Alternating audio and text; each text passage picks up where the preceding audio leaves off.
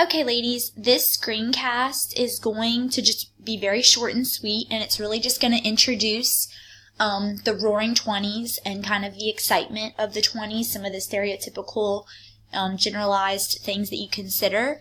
I think in the beginning part of this section of your outline, there should be a section, something that says rural versus urban culture.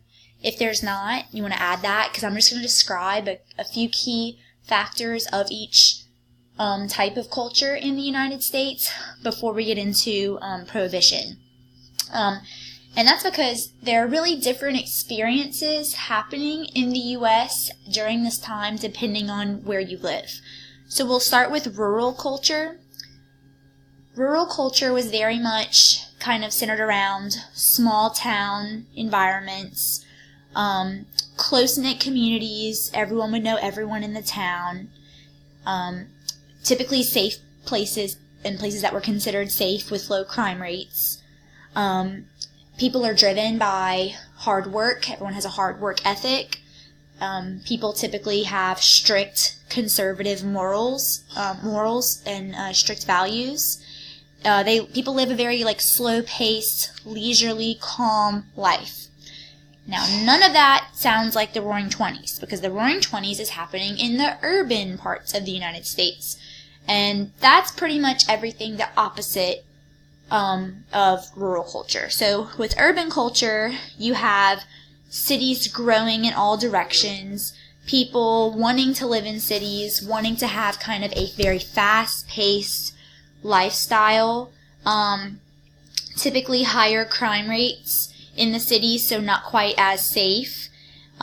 People wanting not just to work hard, but to have fun. Really, the thrill seekers and the pleasure seekers are living in the cities, okay? And this is going to be kind of the central focal point of the Roaring Twenties.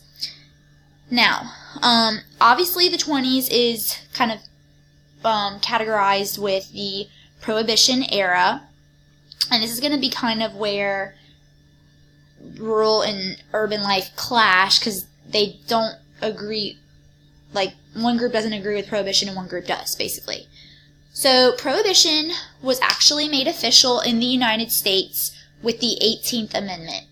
And what the 18th Amendment officially does is that it prohibits the manufacture, sale, and consumption of alcohol in the United States.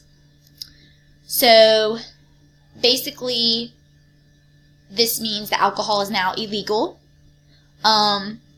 And you might be thinking, well, that doesn't sound right, because people in the 20s were definitely having fun.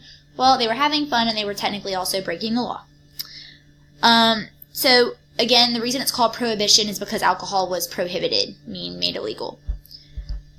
Now, people, believe it or not, were voting in favor of this, at least in some places, mostly small town culture.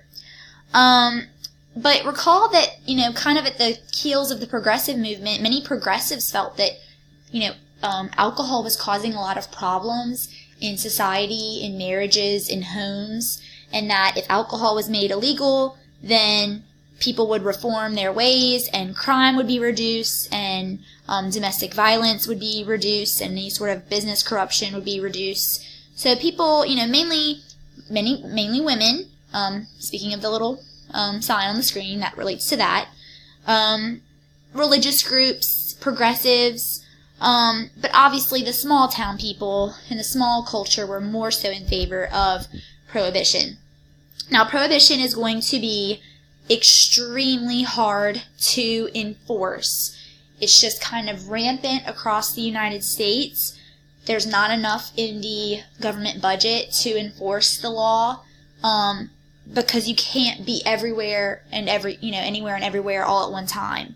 And there just wasn't a large enough number of federal agents put in charge of trying to catch people, which is going to be why so many people are able to get away with it, especially in the cities. And we'll kind of start talking about that in a little bit more detail tomorrow. I just wanted to take a little extra time and introduce Prohibition. That's what I would have done in class today. If you have any questions about this, please write them down. But otherwise, I will see y'all tomorrow. Have a good day.